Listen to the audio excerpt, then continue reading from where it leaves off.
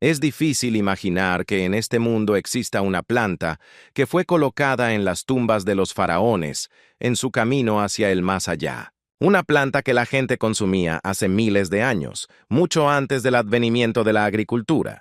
Crece sin fertilizantes, sobrevive a la sequía y es mucho más beneficiosa que muchos cultivos modernos. Pero hoy en día las autoridades agrícolas de todo el mundo la consideran oficialmente una de las malas hierbas más peligrosas del planeta. A los agricultores se les enseña a combatirla con productos químicos, y las empresas químicas ganan millones vendiendo herbicidas para combatirla. Pero la pregunta es, ¿por qué una planta que ha alimentado a las civilizaciones durante miles de años se convirtió de repente en enemiga de la agricultura? Hoy viajaremos 6.000 años atrás para descubrir la historia de un superalimento que alguna vez fue considerado una mala hierba común. A principios del siglo XX, los arqueólogos que excavaban tumbas egipcias hicieron un descubrimiento que cambió por completo nuestra comprensión de la nutrición en la antigüedad. Los arqueólogos esperaban encontrar oro, amuletos y joyas, pero hallaron algo inesperado. Resultó que pequeños tubérculos secos yacían junto a los cuerpos de los grandes faraones. Al principio se confundieron con comida cualquiera, pero el análisis reveló algo completamente diferente. Los tubérculos fueron cuidadosamente seleccionados, secados de forma especial y colocados con cuidado junto al cuerpo. Pero el descubrimiento más inesperado lo hicieron los arqueólogos más tarde, cuando comenzaron a examinar no solo los objetos de las tumbas, sino también las propias momias. Los análisis demostraron que se encontraron las mismas plantas en los estómagos de algunos de ellos, lo que significa que los faraones y los nobles egipcios las consumieron literalmente antes de morir. Y todo esto no fue en vano, porque los tubérculos no eran solo una planta, sino un símbolo de vida eterna y nutrición divina. Los antiguos egipcios los colocaban en las tumbas como ofrendas sagradas, y creían que nutrían el Ka y el Ba, daban fuerza para el viaje a través del Duat, ayudaban a superar el juicio de Osiris y a renacer en los campos de Yalu. No se trataba solo de alimento para un día, sino de una garantía de inmortalidad y una reserva de energía que no se estropeaba durante siglos y que no requería sacrificios de animales ni rituales complejos. Los tubérculos eran considerados sagrados y contenían en sí mismos el poder del Nilo, la fertilidad y el ciclo eterno del renacimiento. Las paredes de la tumba del visir Rekhmir, uno de los altos funcionarios del nuevo reino, incluso representan el proceso de preparación de alimentos a partir de ellos. Los trabajadores las machacaban en grandes morteros, las mezclaban con miel y formaban pequeños conos dulces, mientras un escriba permanecía cerca, contando cuidadosamente la cosecha. Estos dulces se consideraban ofrendas rituales y a menudo se presentaban a los dioses, especialmente durante las fiestas dedicadas a Amón. También se encuentran referencias a estos tubérculos en textos médicos antiguos, como el papiro de Ebers, donde se utilizaban en mezclas medicinales y aromáticas. Todo esto demuestra que para los antiguos egipcios no se trataba simplemente de una planta cualquiera, sino de un producto familiar, parte de su gastronomía, medicina y rituales religiosos. Por eso resulta especialmente sorprendente que hoy en día esa misma planta se considere en muchos países una mala hierba común que los agricultores intentan erradicar. Pero el misterio de esta planta comienza mucho antes de la aparición de las pirámides egipcias y las primeras civilizaciones. En el yacimiento arqueológico de Wadi Kubaniya, en la margen occidental del Nilo, a tan solo 20 kilómetros de Asuán, los investigadores descubrieron los restos carbonizados de las mismas plantas. Un análisis minucioso reveló una fecha sorprendente. Hace aproximadamente 16.000 años. Esto significa que la gente consumía estos tubérculos 8.000 años antes del advenimiento de la agricultura. En aquellos tiempos remotos, la humanidad no construía ciudades, no cultivaba campos ni criaba animales domésticos. La gente vivía en pequeños grupos de cazadores y recolectores, que vagaban a lo largo de los ríos y las llanuras desérticas y sobrevivían gracias a la naturaleza salvaje. Fue entonces cuando los pequeños tubérculos subterráneos se convirtieron en una de las fuentes de alimento más valiosas, ya que se podían encontrar fácilmente en el suelo blando cerca del agua. Eran dulces, nutritivas y, lo más importante, se podían almacenar durante mucho tiempo. Y para la gente de la Edad de Hielo, esto era un verdadero tesoro, porque tal suministro de alimentos no requería ni caza ni herramientas complejas. Algunos investigadores creen que dichas plantas pudieron haber desempeñado un papel importante en la supervivencia de los primeros humanos, ya que proporcionaban una fuente estable de carbohidratos en épocas en las que la caza podía resultar infructuosa. Con el tiempo, a medida que el clima comenzó a cambiar y la gente pasó gradualmente de una vida nómada a una sedentaria, los tubérculos no desaparecieron de la dieta. Al contrario, comenzaron a utilizarse con un propósito específico. Y durante aproximadamente 5.000 años antes de Cristo, esta planta se cultivó activamente en las orillas del Nilo. Junto con el trigo y la cebada, los tubérculos pasaron a formar parte de la agricultura egipcia primitiva y proporcionaron a la población alimentos nutritivos en el clima cálido y seco. Los egipcios llamaban a esta planta Abel Aziz, que se puede traducir como tubérculo precioso. Por supuesto, con el tiempo, el conocimiento sobre los tubérculos se extendió mucho más allá de las fronteras de Egipto. Los autores de la antigua Grecia escribieron sobre los tubérculos. Estos eran conocidos en el Imperio Romano, y los comerciantes los transportaban por todo el Mediterráneo. Incluso el antiguo botánico griego Teofrasto escribió sobre cómo hervir la chufa en cerveza para producir una bebida nutritiva. Lo más extraño es que hoy en día la mayoría de la gente ni siquiera conoce esta planta, aunque durante miles de años ha formado parte de la dieta de personas en diferentes continentes. Los pequeños y dulces tubérculos que antaño alimentaron a los humanos de la Edad de Hielo adornaban las tumbas de los faraones y formaban parte de la gastronomía antigua, ahora simplemente reposan en la sombra. Hoy en día, esta planta es conocida por muchos nombres. En España se la llama chufa, en algunos países africanos se la llama tadwe, y en el mundo angloparlante se la conoce con mayor frecuencia como chufa, debido a las características rayas en la superficie de los tubérculos. Sin embargo, en realidad no es una nuez, sino un miembro de la familia de las ciperáceas, la misma familia a la que pertenece el antiguo papiro con el que los egipcios elaboraron las primeras hojas de escritura. Esta planta se reconoce fácilmente por sus tallos triangulares y sus hojas largas y estrechas que se asemejan a la hierba. Sin embargo, su verdadero valor se esconde bajo tierra, porque es allí donde se forma toda una red de pequeños tubérculos, a veces hasta varias docenas en una sola planta. Cada una tiene aproximadamente el tamaño de un guisante. Son densas y oscuras por fuera, ligeras y dulces por dentro, y su sabor suele describirse como una mezcla entre almendra, coco y avellana. Los antiguos egipcios utilizaban estos tubérculos de diversas maneras. Los comían crudos, los asaban a las brasas, los servían con cerveza o los molían hasta convertirlos en una pasta y los mezclaban con miel para elaborar postres.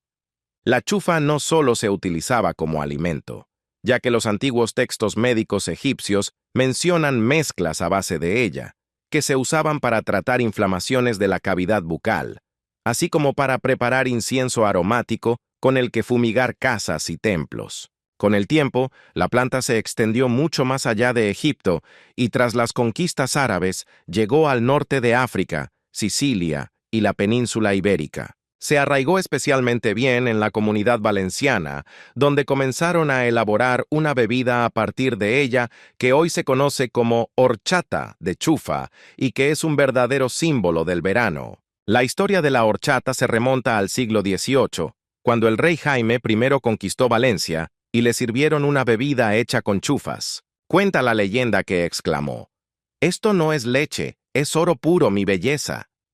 De ahí proviene el nombre horchata, que se traduce como belleza. Actualmente en Valencia se cultivan anualmente hasta 8.000 toneladas de chufas, específicamente para la horchata, que luego se utilizan para elaborar esta bebida. Los tubérculos se dejan en remojo durante un día, se trocean, se les extrae la leche, se les añade azúcar, a veces canela o limón, y se sirven bien fríos en épocas de calor. No es solo una bebida, sino una tradición, parte de fiestas, reuniones familiares y puestos callejeros por toda Valencia. Pero la principal razón por la que la chufa fue valorada durante miles de años no fue solo su sabor, sino también porque sus tubérculos tenían una propiedad excepcional. Se conservaban a la perfección. Tras la cosecha, simplemente se secaban al aire y de esta forma podían almacenarse durante años sin refrigeración ni condiciones especiales. Si fuera necesario, los tubérculos podrían simplemente remojarse en agua durante varias horas y volverían a ablandarse y volverse comestibles. Además, muchos de ellos permanecían viables y podían germinar incluso después de mucho tiempo. Gracias a esta característica, la chufa no era solo un producto alimenticio, sino que en realidad servía como una fuente de alimento fiable. Este cultivo podía recolectarse en otoño, secarse y utilizarse durante muchos meses, y es por eso que esta humilde planta ha formado parte de la historia de la humanidad durante miles de años. La chufa es una planta realmente increíblemente nutritiva, ya que sus tubérculos contienen un 10% de proteínas. Sin embargo, a diferencia de la mayoría de los demás cereales, también contienen todos los aminoácidos esenciales. Pero lo que resulta especialmente sorprendente es el contenido en grasa, ya que, dependiendo de la variedad y las condiciones de cultivo, los tubérculos pueden contener entre un 22 y un 45% de aceite. Un pequeño tubérculo del tamaño de un garbanzo, que esconde en su interior un verdadero tesoro: el ácido oleico, presente también en el aceite de oliva, lo que lo hace tan valioso. Gracias a esta composición, en algunas regiones de África incluso se extraía aceite vegetal de la chufa, y los investigadores modernos la consideran un cultivo potencial para la producción de biodiesel. Sin embargo, no son solo las grasas y las proteínas lo que lo hacen especial. Los carbohidratos presentes en los tubérculos están representados por el llamado almidón resistente. Se trata de un tipo especial de almidón que no provoca picos bruscos de azúcar en sangre y al mismo tiempo sirve de alimento para las bacterias intestinales beneficiosas. En pocas palabras, funciona como un prebiótico natural. Al mismo tiempo, la chufa contiene casi el doble de almidón que las patatas, pero tiene un índice glucémico significativamente menor y la energía se libera de ella gradualmente. Además, los tubérculos son increíblemente ricos en fibra, con un contenido que puede ser casi 4 veces superior al de algunas fuentes tradicionales de fibra dietética. Además, la chufa contiene calcio, magnesio, hierro, potasio y vitamina E, razón por la cual muchos investigadores la consideran hoy en día uno de los superalimentos más antiguos de la historia de la humanidad. Otro beneficio importante de la chufa es que no contiene gluten, proteínas de la leche ni ningún otro alérgeno, lo que la hace apta para personas con enfermedad celíaca, intolerancia al gluten y muchas alergias alimentarias. Por este motivo, cada vez se utiliza más como una alternativa segura para vegetarianos y para quienes buscan productos más naturales. Los tubérculos se pueden moler para obtener harina y usarla en repostería sin gluten. Se utilizan para hacer pan, galletas, pasta e incluso barritas energéticas. Y si se remojan los tubérculos y se muelen con agua, se obtiene una bebida cremosa conocida como leche de tigre. En Valencia, esta bebida se consume desde hace siglos y tiene un suave sabor a nuez y coco, lo que la hace perfecta para el café, los batidos o las gachas de avena. Los tubérculos también se pueden tostar en una sartén seca o hornear, lo que los convierte en un aperitivo crujiente y aromático que recuerda a las almendras tostadas o a las virutas de coco, pero sin aditivos ni procesamiento innecesario. Y cuando se consumen crudas después de remojarlas, se vuelven suaves, jugosas y ligeramente dulces, con un agradable sabor a nuez, que recuerda un poco a las almendras tiernas o al coco fresco. Y ahora llegamos a la pregunta más importante, que rara vez se responde abiertamente. Si estos diminutos tubérculos han alimentado a la humanidad durante miles de años, si sobreviven a la sequía, crecen prácticamente sin fertilizantes y son nutricionalmente tan buenos como muchos cultivos modernos, ¿por qué no ocupan hoy en día vastos campos en todo el mundo? ¿Por qué se siembran millones de hectáreas de tierra con trigo, maíz y soja, mientras que la chufa sigue siendo una planta prácticamente desconocida? La respuesta no es tan obvia como parece. La planta que llamamos chufa tiene un pariente silvestre, la juncia amarilla. Desde el punto de vista botánico, son la misma especie de planta, conocida por el nombre latino Cyperus esculentus. En la naturaleza, se propaga fácilmente y tiene una asombrosa capacidad de supervivencia, por lo que en la agronomía moderna comenzó a considerarse no como una planta alimenticia, sino como una mala hierba. En la actualidad, la juncia amarilla figura como una de las malas hierbas agrícolas más problemáticas en muchos países del mundo, y la razón de ello reside en el singular sistema de supervivencia de la planta. Bajo tierra, forma una red ramificada de rizomas que puede extenderse varios metros alrededor de la planta madre. En los extremos de estos rizomas se forman pequeños tubérculos, las mismas chufas dulces que la gente comía hace miles de años. Una sola planta puede producir hasta 200 tubérculos por temporada, y estos pueden permanecer latentes en el suelo durante años, sobreviviendo al frío, la sequía e incluso a los tratamientos químicos. Sin embargo, si al menos una parte permanece en el suelo, al cabo de un tiempo el campo volverá a cubrirse de juncos. Por eso, los agricultores de muchos países lo consideran una verdadera pesadilla, porque una vez que aparece, es casi imposible deshacerse de él. A finales del siglo XX, el problema se había vuelto tan grave que el Departamento de Agricultura de los Estados Unidos emitió un boletín técnico especial dedicado exclusivamente a la juncia amarilla y sus métodos de control. El documento detallaba la propagación y los métodos de destrucción a medida que comenzaba a interferir seriamente con el cultivo de maíz, soja y otros cultivos. A partir de ese momento, la planta que una vez fue considerada alimento para las civilizaciones antiguas, quedó oficialmente relegada a la categoría de maleza.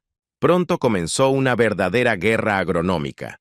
Científicos y empresas químicas empezaron a desarrollar sustancias que pudieran detener el crecimiento de la juncia. Aparecieron herbicidas específicos para combatir esta planta, entre los que se incluyen compuestos como el glifosato, la bentazona, el halosulfurón y la sulfentrazona. Pero incluso con el uso de la química moderna, la lucha resultó ser difícil, y muchos estudios científicos afirman directamente que un solo tratamiento rara vez da un resultado completo.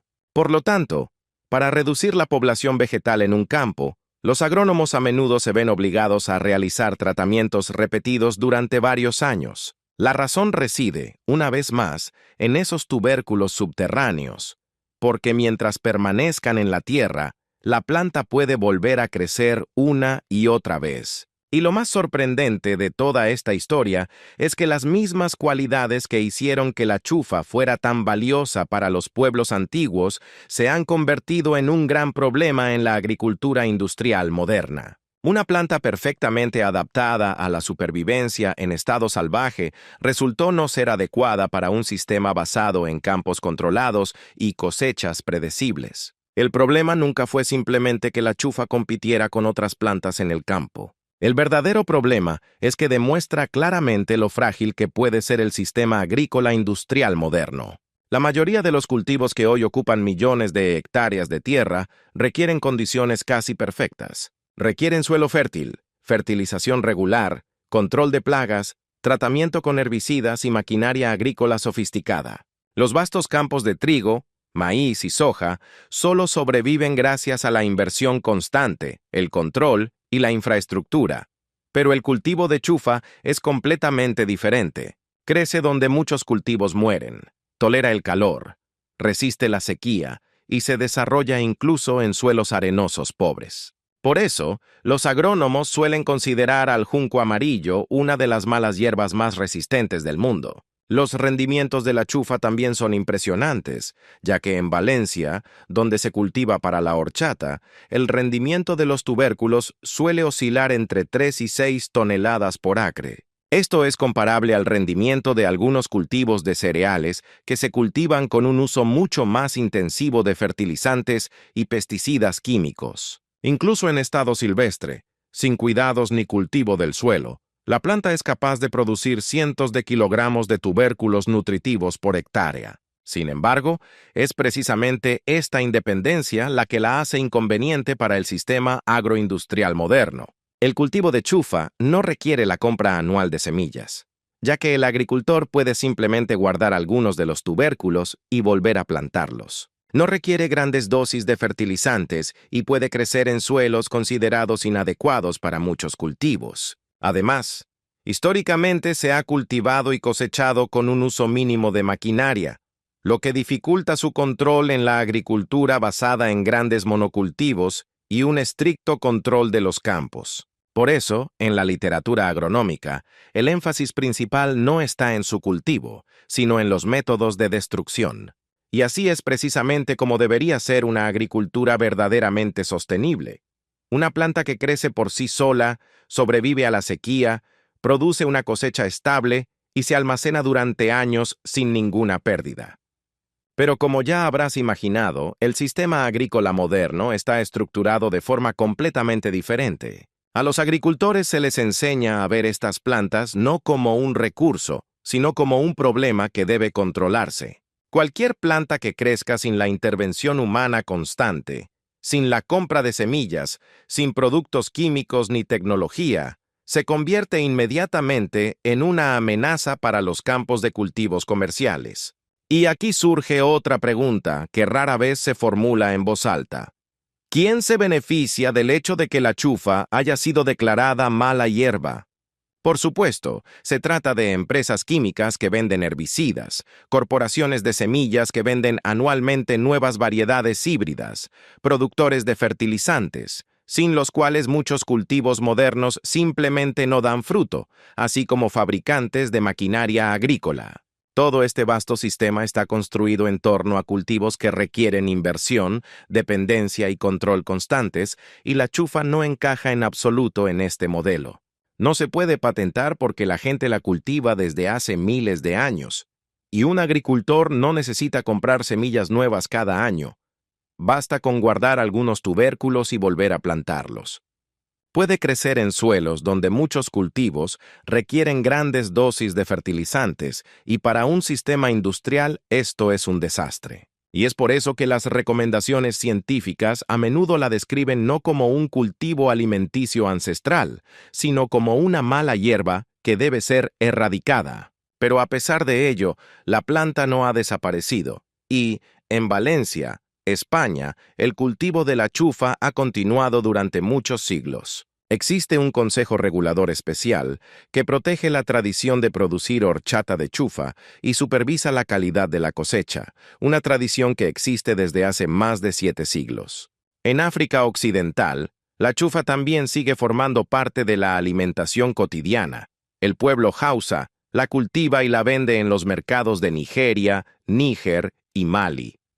Los tubérculos se consumen crudos como un dulce, fritos, o se utilizan en bebidas y siguen formando parte de la alimentación cotidiana actual. De este modo, el conocimiento de esta planta ha sobrevivido a épocas históricas enteras, al colonialismo, a la industrialización de la agricultura e incluso a la llamada Revolución Verde del siglo XX, pero nunca ha desaparecido por completo. Y ahora, en otro giro inesperado, la chufa ha comenzado a reaparecer en un lugar completamente nuevo durante la última década: las tiendas de alimentos naturales. Los científicos también han vuelto a prestar atención a este tema, y las investigaciones demuestran que la chufa se puede utilizar para producir aceite vegetal con un alto contenido de ácido oleico, casi como el aceite de oliva. Otros grupos están estudiando la harina de chufa como una excelente alternativa sin gluten al trigo, pero algo extraño está sucediendo. A pesar de todas sus propiedades, ninguna agencia agrícola importante está promoviendo la chufa como un nuevo cultivo básico para la seguridad alimentaria. Los programas gubernamentales para combatir el hambre y la sequía apenas la mencionan, pero los boletines agronómicos siguen publicando recomendaciones sobre cómo erradicar de manera más eficaz la juncia amarilla de los campos. La infraestructura sigue siendo la misma. La industria química continúa beneficiándose de la lucha contra esta planta y los consejos agrícolas continúan considerándola un problema. Mientras tanto, la planta en sí hace lo mismo que ha hecho durante miles de años. Crece, forma tubérculos bajo tierra, sobrevive a la sequía, al arado e incluso a los herbicidas. Y lo más interesante de toda esta historia es que cada vez que alguien descubre la verdad, que una hierba común era en realidad alimento de la edad de hielo, parte de la gastronomía del antiguo Egipto y algo que se colocaba en las tumbas de los faraones, la situación se vuelve más difícil de controlar. Porque en este punto queda claro que el límite entre una mala hierba y un cultivo no lo determina la naturaleza de la planta, sino el hombre. Y lo más importante es que todo agricultor que descubra esto, algún día empezará a hacerse preguntas incómodas. Porque a veces la chufa produce tubérculos más nutritivos por hectárea que algunos cultivos tradicionales. Cada campo donde crece la chufa sin fertilizantes, sin equipos complejos y sin inversión constante se convierte en prueba viviente de que el sistema agrícola moderno está estructurado de forma completamente diferente a como pensamos. La gente ha convertido este superalimento en una mala hierba porque no han podido patentarlo. Simplemente crearon herbicidas para eliminar el problema para siempre porque no podían comercializar la chufa. El mundo moderno ha convencido a todo el mundo de que es inútil, simplemente porque su valor socava todo su modelo económico. Pero como ya sabemos, hace 16.000 años todo era completamente diferente, y toda esta historia era completamente sencilla. Chufa simplemente alimentaba a la gente, de forma constante y fiable, sin el permiso de nadie, y por eso quieren que te olvides de su existencia. Sin embargo, ahora ya no puedes hacer eso porque sabes más de lo que te gustaría en el mundo moderno. La chufa sigue creciendo en nuestra tierra y aún está lista para ofrecer a la humanidad todo lo que esconde en sus tubérculos.